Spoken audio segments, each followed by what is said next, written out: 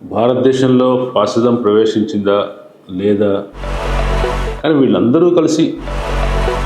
గత 11 సంవత్సరాలుగా భారతదేశంలో ఢిల్లీలో పౌరసత్వ చట్టంకి వ్యతిరేకంగా, పౌరసత్వం బిల్లు సవరణ చట్టం బిల్లుకు వ్యతిరేకంగా ఆందోళనలు చెలరేగినప్పుడు